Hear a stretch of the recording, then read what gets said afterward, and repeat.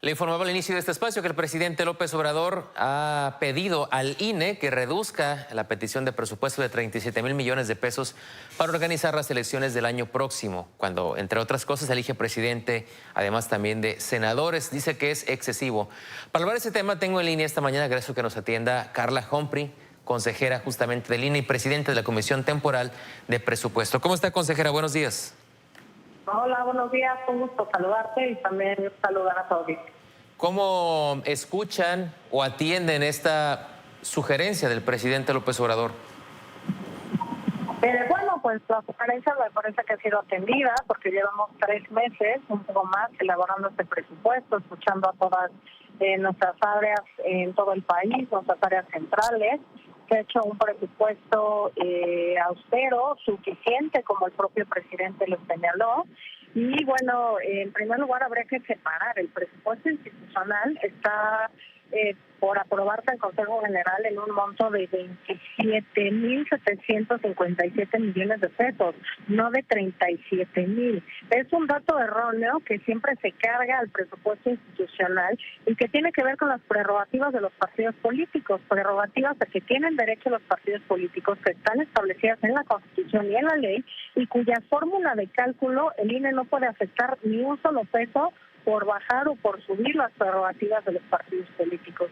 Eso incluso no será materia de conocimiento del Consejo General este viernes, que veremos exclusivamente el presupuesto necesario para organizar las elecciones de 2024.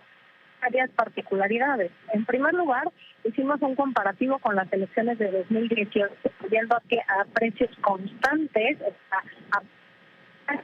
esto que se dio en 2018 y el aumento es de 2,000 millones de pesos con las siguientes características. El padrón electoral ha crecido casi en 9 millones de personas que están inscritas.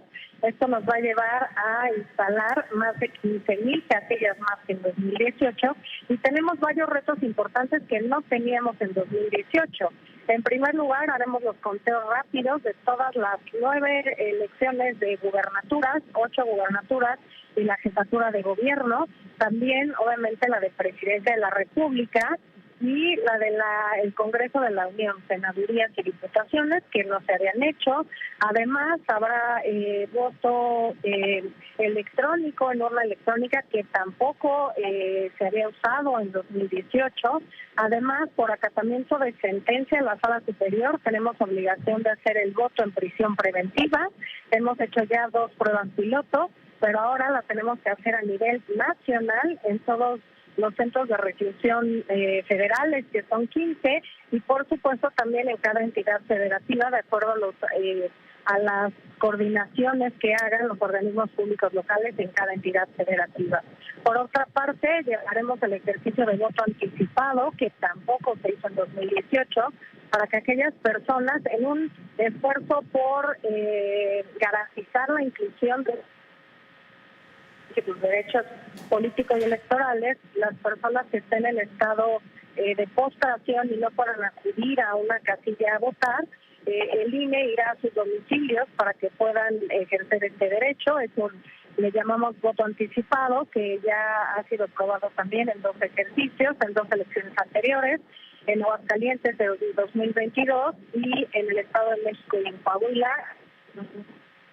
Además, tenemos el voto presencial en el extranjero, que se realizará en más de 20 sedes consulares fuera de nuestro país, la mayoría, por supuesto, en Estados Unidos, que es un tema que tampoco existía en 2018, como tampoco existía el voto por Internet desde el extranjero, para los mexicanos que radican allá, que ahora también se estará garantizando.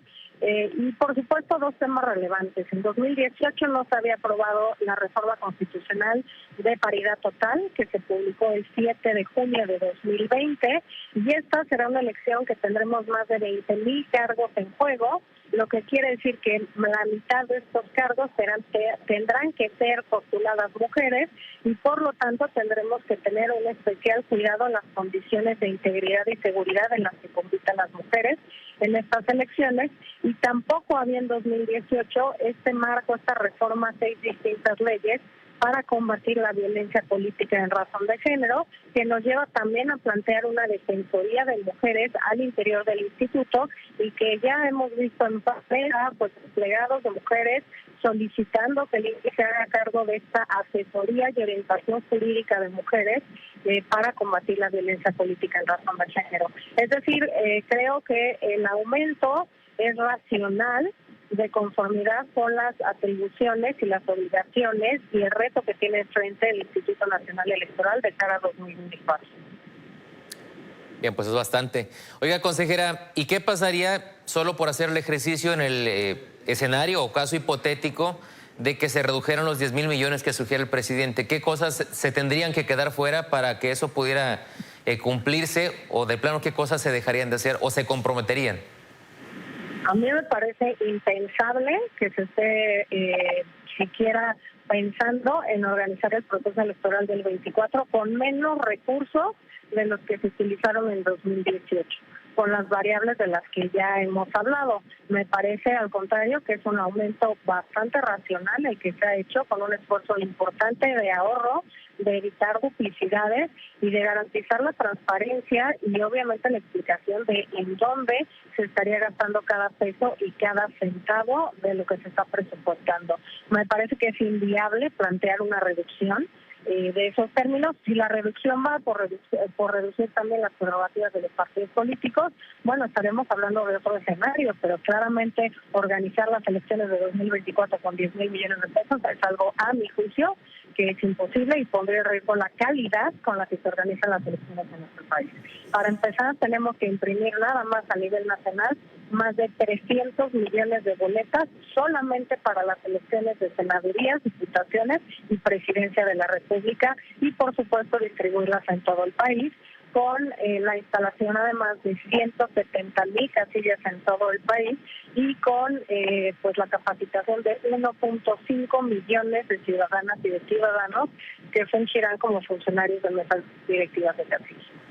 Bien, consejera, pues vamos a estar atentos a ver finalmente qué pasa en la discusión del presupuesto en la Cámara de Diputados, en el Congreso, que será quien tenga la última palabra en torno a esto, y desde luego, obviamente, si se consideran las causas que ya ustedes plantearon para justamente pedir este presupuesto. Le agradezco mucho su entrevista esta mañana. Al contrario, gracias por este espacio y un gusto saludarte. Buenos días.